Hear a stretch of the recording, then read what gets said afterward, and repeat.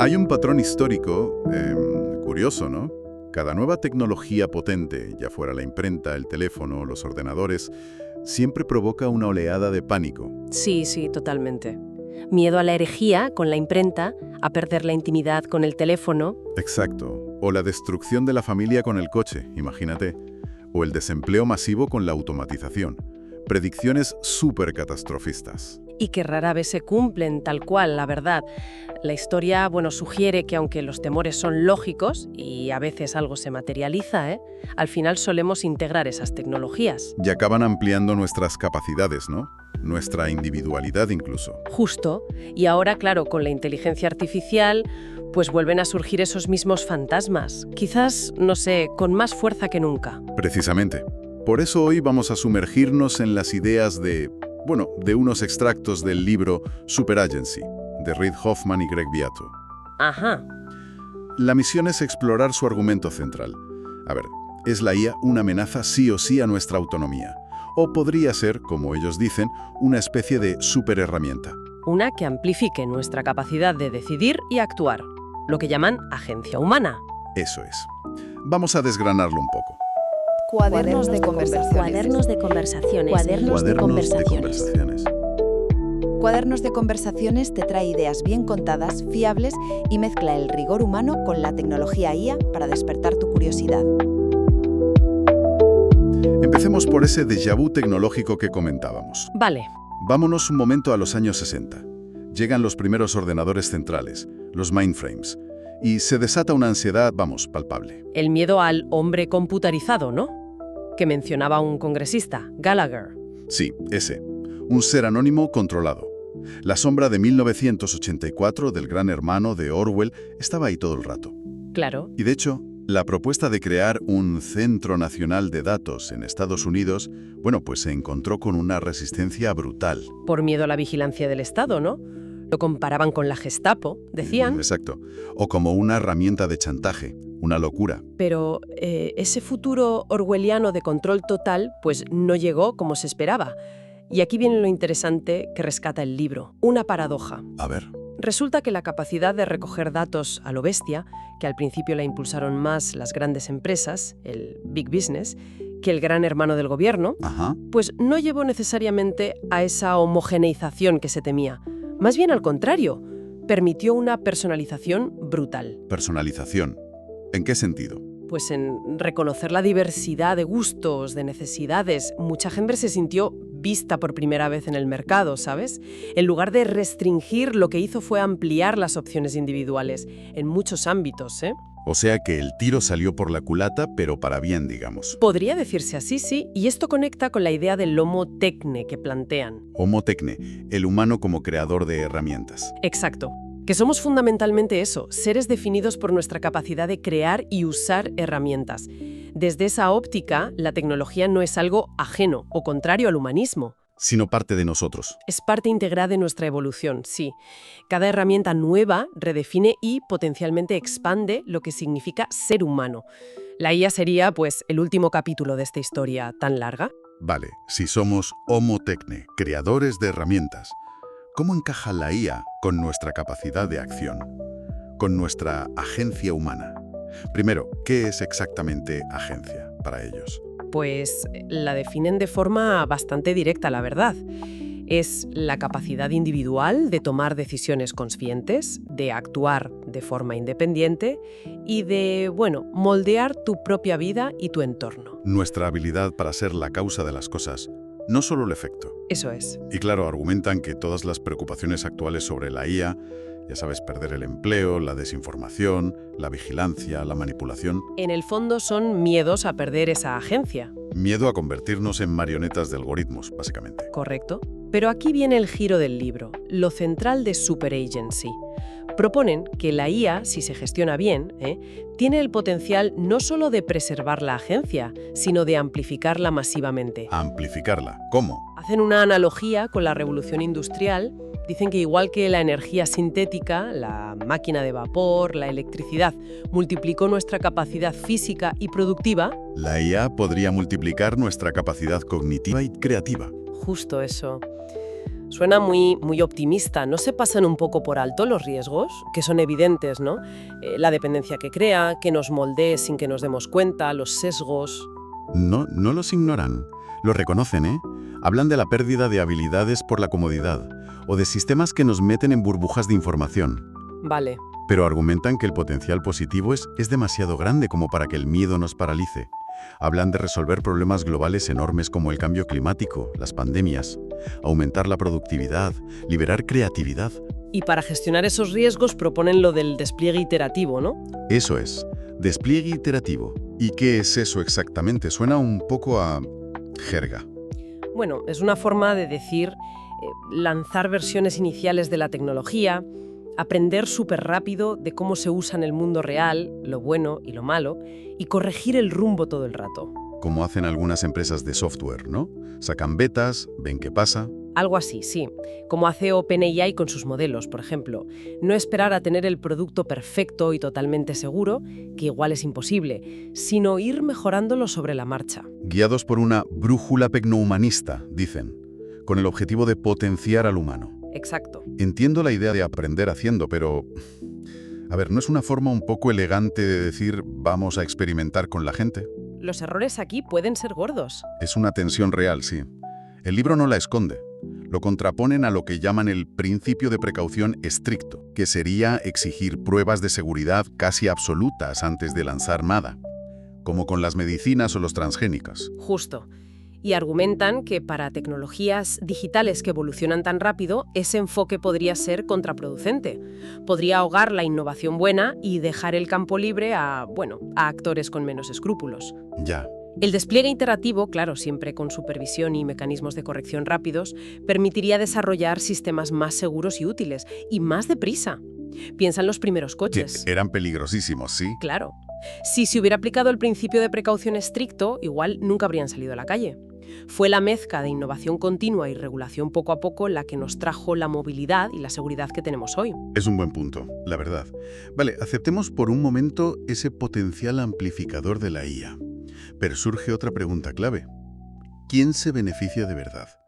La crítica típica, que mencionan incluso ellos. Sí, citan a gente como Jeff Hammerbacher, lo de las mejores mentes haciendo clic en anuncios, o a Ted Chien. Exacto. La crítica de que la tecnología digital avanzada tiende a concentrar la riqueza y el poder en muy pocas manos. Es una crítica fundamental, sí. Y el libro la aborda con un concepto que llaman los bienes comunes privados. ¿Bienes comunes privados? ¿Qué son? Se refieren a plataformas como Wikipedia, Google Maps, YouTube, la búsqueda online en general, incluso las redes sociales hasta cierto punto. Son servicios de empresas privadas, ¿vale? Sí. Pero que ofrecen un valor inmenso gratis o casi gratis. Funcionan en la práctica casi como si fueran infraestructuras públicas. Como una biblioteca o una plaza pública, pero llevada por Google o por Meta. Algo así, sí. Y esto nos lleva de cabeza a la idea del superávit del consumidor. Este es un punto clave para ellos. A ver, explícamelo. El valor que la gente obtiene de estos servicios gratuitos suele ser muchísimo mayor que el coste que pagan, ya sea en dinero, que es poco o nada, o con sus datos. Que el valor de mis datos individuales es bajo, aunque todos juntos valgan mucho para la plataforma. Exacto. Y ese valor que recibimos se puede medir. Esa es la pregunta. Parece muy subjetivo, ¿no? Hay intentos. Citan un estudio de Brynjolfsson y Collis que es muy llamativo. Estimaron que la gente en Estados Unidos valoraba el acceso a buscadores en más de $17.000 al año. $17.000. Y el email gratuito en unos $8.000. O Facebook, que lo valoraban en unos $48 al mes. Son cifras discutibles, claro, pero te dan una idea de la magnitud del valor oculto. Es verdad. Piensa lo que costaba antes tener una enciclopedia como la británica. Y ahora tienes Wikipedia en el bolsillo. Es como un subsidio invisible gigantesco de la era digital. Ostras, es verdad. Nunca le había puesto un número así al valor de buscar en Google o ver tutoriales en YouTube. Cambia la perspectiva sobre lo que pagamos, ¿eh? Totalmente. Y el argumento del libro es que la IA, sobre todo los modelos grandes de lenguaje, los LLMs... ¿Los ChatGPTs y compañía? Esos, pues que van a potenciar este superávit de forma exponencial. Van a democratizar el acceso a conocimientos y habilidades que antes necesitaban expertos o una educación muy específica. Dan el ejemplo de aprender a programar, ¿no? Sí, como alguien hoy puede aprender Python usando YouTube, GitHub, Stack Overflow. Todo gratis. Y ahora, encima, con la ayuda de un LLM que te explica las cosas, te corrige el código. Baja mucho la barrera de entrada, sí. Interesante. Pero volviendo a la IA en sí, otra narrativa que oímos sin parar es la de la carrera armamentista. Uf, sí. Los medios no paran. Competencia feroz entre empresas, entre países, casi como una nueva guerra fría tecnológica. ¿Es una comparación acertada? El libro dice que es una analogía peligrosa y en gran parte incorrecta. Compararnos el desarrollo de ChatGPT con la carrera de armas nucleares es que obvia diferencias fundamentales. ¿Cómo cuáles? Pues una clave que destacan es que en IA hay pruebas y benchmarks continuos y públicos. Benchmarks. ¿Te refieres a pruebas estándar para ver cómo van los modelos? Sí, exacto. Desde el clásico test de Turing o las partidas de Deep Blue contra Kasparov o Watson en Jeopardy, hasta benchmarks mucho más sofisticados, que miden cosas muy específicas. Por ejemplo. Mencionan Truthful QA para ver si el modelo dice la verdad, Real Toxicity Prompts para medir si genera contenido tóxico o incluso plataformas como ChatDoctorina, donde la gente compara modelos directamente. Vale. ¿Y por qué son tan importantes esas pruebas? Porque actúan como una forma de regulación descentralizada y súper rápida, impulsada por la propia competencia. ¿Cómo? Pues porque para que tu modelo destaque, ya no vale solo con que sea más potente. Tiene que ser más preciso, tener menos sesgos, ser más seguro, más ético. La existencia de estas pruebas públicas obliga a mejorar en muchas dimensiones, no solo en potencia bruta. Es una dinámica muy distinta a la del secretismo militar, claro. Nada que ver. Entonces, la competencia bien entendida puede ser un mecanismo regulatorio. Es curioso. En cierto modo sí. Y lo relacionan con la tensión entre dos maneras de regular. Por un lado, la innovación sin permiso, que fue un poco lo que pasó con Internet en Estados Unidos al principio, ¿no? Gracias a leyes como la sección 230, el marco de Clinton-Gore, que permitieron que todo explotara. Exacto. Y por otro lado, el principio de precaución, más europeo quizá, que te exige demostrar que algo es seguro antes de sacarlo, como con los OGM o el GDPR. Y ellos apuestan más por lo primero para la IA. Argumentan que para una tecnología que va tan rápido, un enfoque puramente precautorio podría ser demasiado lento y ahogar lo bueno. Mientras que la innovación iterativa, con benchmarks y supervisión democrática, nos podría llevar a sistemas mejores y más seguros de forma más eficiente. Usan otra metáfora que me gustó. Los LLMs como un GPS informativo. ¿A qué se refieren con eso? Pues a que estos modelos nos pueden ayudar a navegar la locura de información que hay hoy en día. A orientarnos. Eso. Pueden traducir la jerga técnica, resumir documentos súper largos y complejos, ayudarte a ver los pros y contras de un contrato. Básicamente, te orientan en paisajes de información que antes eran solo para expertos. Y dicen que esto ayuda especialmente a los que empiezan, ¿no? A los que tienen menos experiencia. Sí, citan estudios que muestran eso, que facilita mucho el upskilling, o sea, adquirir nuevas habilidades. ¿Tienes algún ejemplo concreto de ese upskilling, para que se entienda bien? Pues, a ver, imagina una pequeña emprendedora. No tiene ni idea de contabilidad. Antes, o pagaba a un contable o se pasaba horas y horas intentando descifrar manuales. Que es un infierno. Totalmente. Ahora, puedes preguntarle a una IA. Oye, explícame, como si tuviera 10 años, qué es el flujo de caja y por qué es importante para mi tienda online. Y recibe una respuesta clara, adaptada. Y luego le puede pedir ayuda para hacer una hoja de cálculo simple para seguirlo. Exacto. No sustituye al experto, pero baja la barrera de entrada a una barbaridad. Ya. Y esto conecta con la idea de la experiencia latente de los LLMs. Experiencia latente. Sí, aunque no saben como nosotros, contienen patrones de millones de textos. Y eso les permite responder de forma súper específica y personalizada si les guías bien. La clave es la conversación. Puedes pedirle que te explique la relatividad para un niño, o para un físico, o para un filósofo. Y adapta el lenguaje, las analogías, o puedes decirle, oye, en esa respuesta hay un sesgo, y pedirle que la corrija. Es esa interacción la que saca el potencial. Esa capacidad de guiar y personalizar me lleva a otro concepto que tocan, lo de código Slay, de Lawrence Lessig. Ajá. La idea de que la propia tecnología puede regular el comportamiento, a veces más que la ley escrita. Dan ejemplos como un coche que no arranca si has bebido. El hipotético Navitar, sí. O los contratos inteligentes en blockchain que se ejecutan solos. Pero claro, aquí la pregunta es inevitable. ¿No perdemos agencia, libertad de elección, cuando la tecnología decide por nosotros? Aunque sea por nuestro bien. Es la pregunta del millón, claro. Y el libro ofrece un contrapunto muy gráfico, muy potente. Compara la libertad de la expedición Donner en 1846. Los pioneros que se perdieron cruzando Estados Unidos. Esos mismos. En teoría, podían ir por donde quisieran para cruzar el país. Libertad total, ¿no? Pero su agencia real era mínima. Peligros, sin mapas fiables, el viaje durísimo, acabó en tragedia. Ya. Y contrasta eso con viajar hoy de, no sé, Sacramento a Springfield. Un viaje hiperregulado. Normas de tráfico, seguridad aérea, todo controlado. Pero lo haces en día y medio, con una facilidad y seguridad que a los Donner les parecería magia. Exacto. El argumento es que la tecnología combinada con regulación inteligente a menudo aumenta nuestra agencia práctica, nuestra capacidad real de hacer cosas, aunque limite algunas libertades teóricas. Cambiamos libertad teórica por capacidad práctica. Es una forma interesante de verlo. Sí, y lo conectan con la idea de autonomía en red de John Stuart Mill. ¿Qué dice Mill?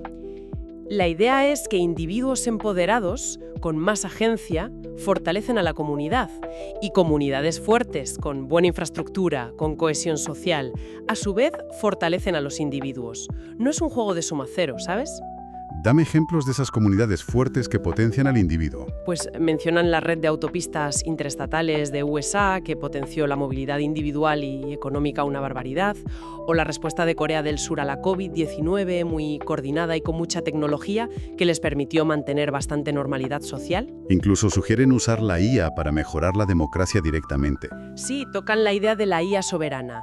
Mencionan ejemplos como la plataforma Polis, que se usó en Taiwán para facilitar debates ciudadanos a gran escala y encontrar puntos de acuerdo en temas súper complejos.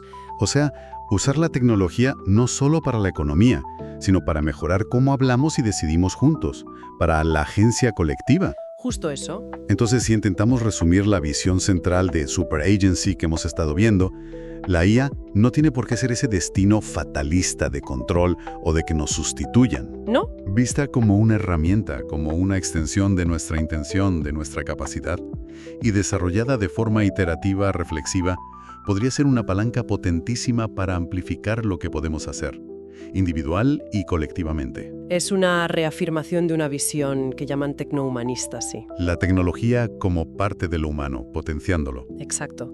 Defienden que la tecnología no es algo externo que nos invade, sino algo que hacemos y que nos rehace. Y eso nos devuelve la responsabilidad, ¿no? Claro. En lugar de solo tenerle miedo a la máquina, nos invitan a pensar activamente cómo queremos que sea esa máquina. ¿Qué queremos conseguir con ella? Lo cual nos deja con una reflexión final interesante para quien nos escucha, ¿verdad? Sí. Hemos pasado muchísimo tiempo, quizá demasiado, preguntándonos qué podría salir mal con la IA. Y es una pregunta necesaria, ¿eh? Por supuesto. Pero las fuentes que hemos analizado hoy nos empujan a dedicarle la misma energía o más a otra pregunta, una que quizás sea más poderosa. ¿Qué futuros increíblemente positivos podríamos construir si nos preguntamos en serio qué podría salir bien? Cambiar el foco del miedo a la posibilidad. Exacto. Si de verdad enfocamos esta tecnología como una herramienta para amplificar la agencia humana, ¿qué problemas podríamos resolver? ¿Qué potenciales podríamos liberar a una escala que hoy ni imaginamos? Y más en concreto, ¿cómo podría esta tecnología amplificar la propia capacidad de actuar de cada persona en el mundo?